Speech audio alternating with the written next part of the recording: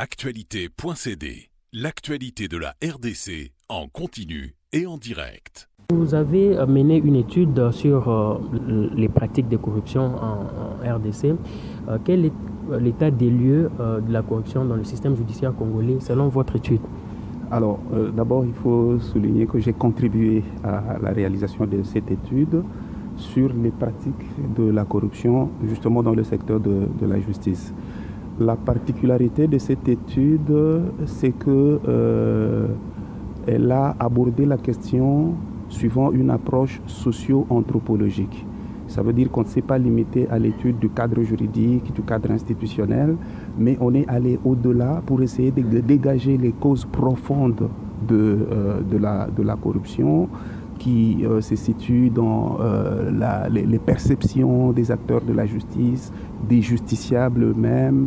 Et sur cette base-là, on a été en mesure de formuler un certain nombre de recommandations pour lutter plus efficacement contre le phénomène de la corruption. Quel type de corruption vous avez détecté dans votre étude? Oui, alors, la corruption revêt plusieurs formes. Ça peut être ce qu'on appelle le pot de vin, ça peut être ce qu'on appelle la concussion, ça peut être le détournement des deniers publics, ça peut être... en fait, il y a plusieurs formes, la rétention illicite des documents, voilà. Donc, c'est un phénomène multiforme. L'une des particularités, justement, de la corruption, c'est que c'est une infraction qui ne se commet pas par une seule personne. Pour qu'on parle de corruption, il faut qu'il y ait au moins deux personnes, le corrompu et les corrupteurs. Pas mal de monde est impliqué.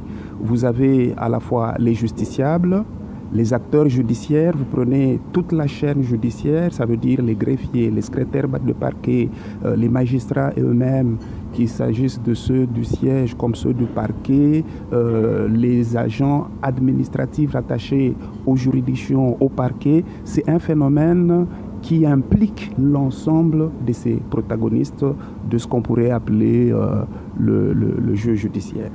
Vous en parliez tout à l'heure. Quel est l'apport de l'approche socio-anthropologique dans la lutte contre la corruption? Alors, vous savez, lorsqu'on aborde la question du point de vue strictement juridique, la réponse, elle est très facile. On a la tendance générale, c'est de se dire, voilà, il faut une répression plus sévère du phénomène et de cette manière, on va en venir à bout. Sauf que cette façon de voir les choses, on a la preuve aujourd'hui qu'elle n'est pas la plus efficace. Pourquoi? Parce qu'elle ne s'adresse pas aux causes profondes du phénomène. Je veux juste vous donner deux exemples.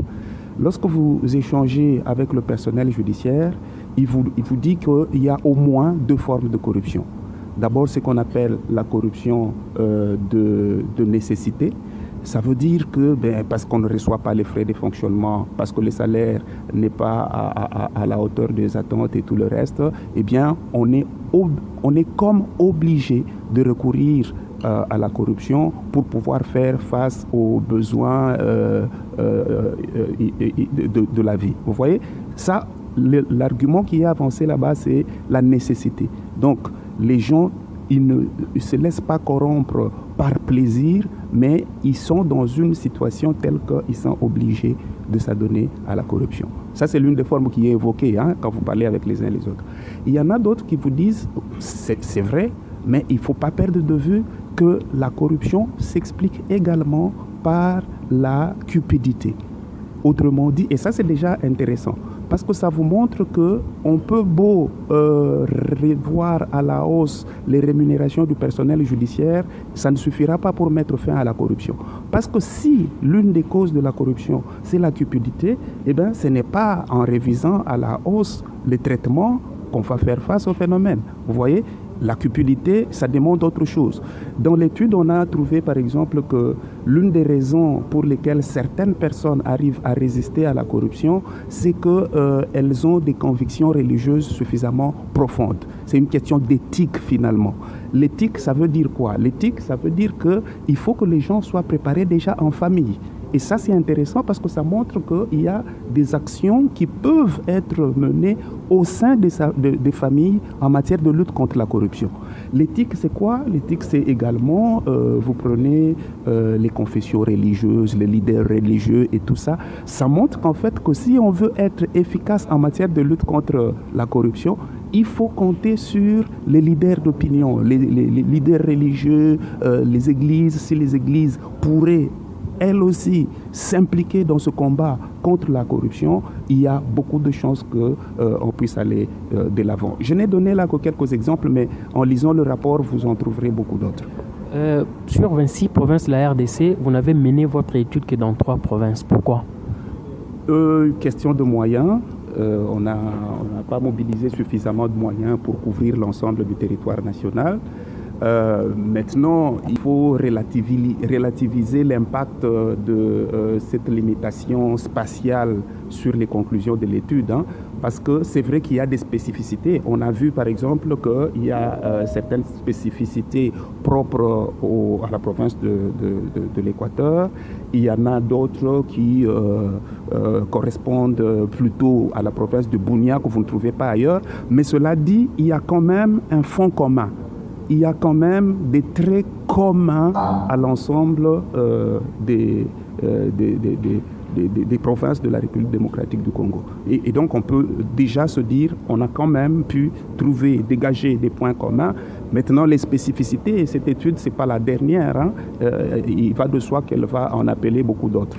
Et quelles sont enfin les recommandations faites au gouvernement pour lutter contre le phénomène de la corruption dans le système judiciaire congolais? À ce stade, je peux dire que si on veut lutter efficacement contre la corruption, il faut absolument renforcer l'indépendance du pouvoir judiciaire. Il faut bien évidemment améliorer les conditions de travail et les conditions de vie du personnel judiciaire. Il faut absolument sensibiliser les justiciables parce qu'il faut qu'ils soient conscients du fait qu'en réalité, la corruption, elle entraîne des conséquences désastreuses sur l'état de droit. Nous disons un état de droit, sur la démocratie, sur les droits fondamentaux et sur l'administration de la justice en général. Tout ça, ça demande une prise de conscience par l'ensemble des acteurs de la nécessité de faire un front commun contre la corruption. Actualité.cd, l'actualité de la RDC en continu et en direct.